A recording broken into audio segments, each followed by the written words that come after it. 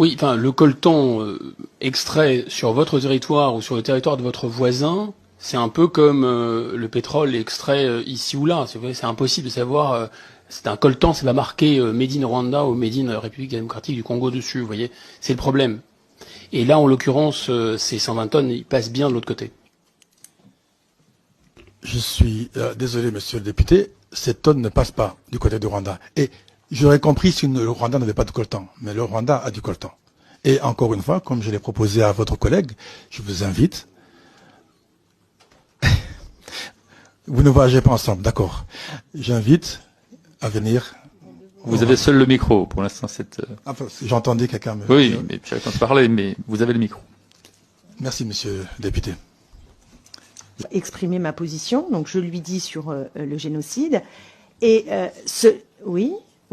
S'il vous plaît, et cela vous parlez à n'empêche l'ensemble de la pas commission. d'être tout aussi lucide sur ce qui se passe aujourd'hui et les responsabilités du Rwanda. Quand on est juste, on l'est sur les principes et à tout niveau, tout le temps. Voilà, ça c'est ma position et c'est notre position. Merci. Monsieur l'ambassadeur, vous avez la parole.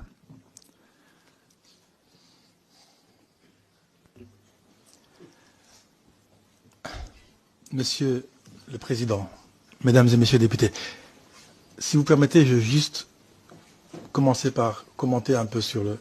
Ah, ne vous y mettez pas vous aussi, monsieur l'ambassadeur. Non, mais c'est une précision. Je vous en prie. Je n'ai pas entendu la conversation. Allez-y, j'essaie de mettre une touche. Juste une précision. On parle du génocide des Tutsis. S'il vous plaît. On parle Monsieur du l'ambassadeur, génocide du Tutsi. Des Tutsis. Pas du génocide du Rwanda. Et cette position victimaire, c'est vrai que elle est. Je trouve plus les mots. Nous sommes choqués, nous sommes indignés que de tels propos soient tenus. Monsieur l'ambassadeur, ça ne figure pas, monsieur l'ambassadeur, ça ne figure pas. Personne n'a pris la parole pour dire ça. Monsieur l'ambassadeur, répondez à la question de monsieur Berville. Personne n'a pris la parole pour évoquer ce point et cette position. Donc, je peux continuer, madame la députée? Monsieur l'ambassadeur a la parole. Sauf s'il n'y avait pas de micro, peut-être, mais j'ai entendu ce qui a été dit, c'est pour ça que j'ai commenté et je m'arrête là. Très bien. On va avoir des questions liées encore à cette situation. Je m'en tiendrai aux réponses, mais la question... Monsieur l'ambassadeur, répondez à monsieur Berville qui a posé une question.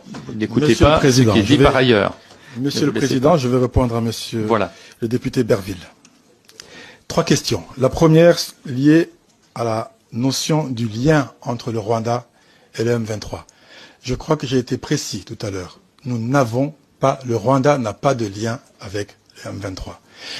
Malheureusement, et c'est pas nécessairement à M. Berville, mais il y a ce narratif un peu simpliste où on pense que parce que les gens du M23 parlent une langue qui est le Kinyarwanda, on pense qu'ils sont rwandais.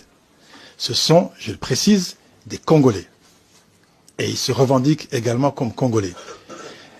Il ne vous viendra pas à l'esprit, je pense, ici, de dire à un Strasbourgeois qui parle allemand qu'il est allemand.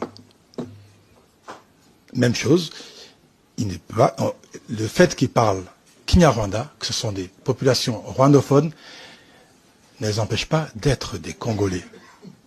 Donc nous n'avons aucun lien financier d'appui en armement avec le M23.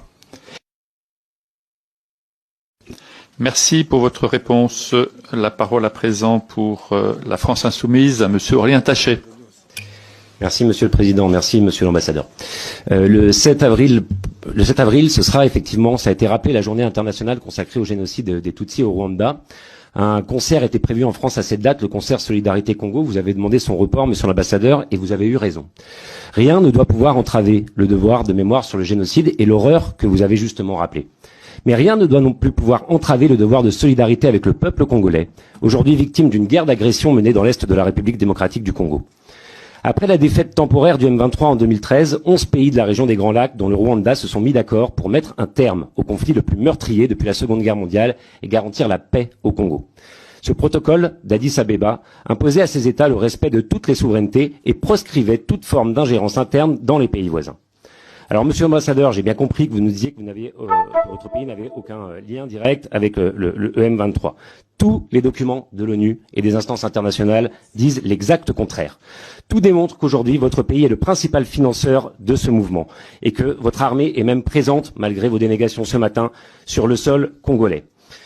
Vous nous dites qu'elle est là pour assurer finalement la sécurité de l'État rwandais et pour protéger la communauté Tutsi qui serait encore persécutée. Et si c'est vrai, c'est évidemment totalement inacceptable et il faudra mettre un terme immédiatement. Mais qu'est-ce que vous pouvez nous apporter comme preuve de l'effectivité d'un seul acte attentatoire à la sécurité du Rwanda dans la période récente commis depuis le territoire congolais ou de cette persécution? Car tout porte à croire au contraire que l'objectif premier du M23 et de l'armée rwandaise est de capter les nombreux minerais que compte la région. Tout cela est en revanche parfaitement documenté. L'ONG Global Witness estime par exemple que 90% du volume de cobalt exporté par le Rwanda est introduit illégalement dans le pays depuis le Congo. Aucune action de groupe terroriste n'est effectivement tolérable, mais aucune action de groupe terroriste ne peut justifier non plus le massacre de populations civiles ou la volonté d'annexer un pays. Alors, monsieur l'ambassadeur, je vais vous poser une question simple. Est-ce que votre gouvernement compte ou non appliquer la résolution 2773 du Conseil de sécurité qui demande le retrait immédiat des troupes rwandaises et du territoire congolais et la cessation de tout appui au M23? Et est-ce que, puisque vous avez parlé de solution politique, la solution politique que vous imaginez, enfin celle que vous avez à l'esprit, garantira bien l'intégrité territoriale de la République démocratique du Congo? Merci. Merci, monsieur le député. Monsieur l'ambassadeur, je vous laisse quelques secondes et vous avez la parole quand vous le souhaitez. Merci beaucoup, monsieur le député. Je crois que j'ai dit tout à l'heure, au risque de me répéter, les rapports des experts des Nations Unies, nous refutons. Et je le dis, je le précise ici, les rapports des Nations Unies. Je suis désolé, ils ne sont pas la Bible, les rapports de ces experts. Et encore une fois, il n'y a eu aucune autre preuve, sauf des rapports. Ils ne sont pas venus sur le territoire, ils ne sont pas venus sur le terrain. Ils étaient à Kinshasa et ont fait des rapports. Ils sont retournés à New York et ont écrit des rapports que nous refutons. Encore une fois, nous n'avons pas de troupes sur le sol congolais. Merci, Monsieur le Président. Monsieur l'ambassadeur, vous avez affirmé que le M23 est une armée congolaise défendant des Congolais réfugiés dans votre pays, au Burundi et d'autres. Pourtant, plusieurs rapports, et ça a été dit plusieurs fois par tous mes collègues, documentent un soutien logistique et militaire du Rwanda. Vous avez contesté la fiabilité de ces rapports. M23. Certes, nous comprenons leur combat parce que, comme je l'ai expliqué dans mon propos liminaire, voici une force qui défend des populations rwandophones se trouvant dans les terres du Kivu, sur leurs terres, et lorsque des résolutions ou des experts leur demandent de se retirer, ils vous répondent se retirer pour aller où? Ils sont chez eux. Ce sont des Congolais d'expression rwandaise, mais ce sont des Congolais dont une partie d'entre eux a pris les armes pour défendre les leurs. Je vous l'ai dit tout à l'heure, nous avons plus de 100 000 réfugiés congolais au Rwanda et plus de 400 000 en Ouganda. Sur votre dernière question, possible d'arrêter l'implication du M23, c'est ça? Écoutez, le soutien au M23, je crois que j'avais déjà répondu sur le soutien au M23 et je m'arrêterai sur ce point-là. Merci, monsieur l'ambassadeur. Je donne la parole à présent pour la gauche démocrate et républicaine à monsieur Jean-Paul Lecoq. Merci, monsieur le président. Monsieur l'ambassadeur, quand je vous ai écouté depuis le début de votre propos sur le chemin qui me relie à l'Assemblée nationale, j'avais l'impression d'avoir déjà entendu ce discours. C'est souvent un discours utilisé pour justifier l'injustifiable. Le fait de dire on se défend. On agresse, mais c'est pour se défendre, c'est pour défendre notre population. On est dans un contexte où par exemple, Poutine en Ukraine, et je crois que le sujet est abordé ce matin, dit « j'ai défendu les populations russophones du Donbass ». On a la même expression de M. Netanyahou qui défend Israël et c'est pour ça qu'il envahit la Palestine, etc. On a maintenant le roi du Maroc qui dit « le Sahara occidental, c'est à moi ». Et donc j'interviens, c'est pour défendre, etc. Et d'ailleurs, il me faudra des terres supplémentaires qui se trouvent en Algérie, en Mauritanie, jusqu'au fleuve Niger.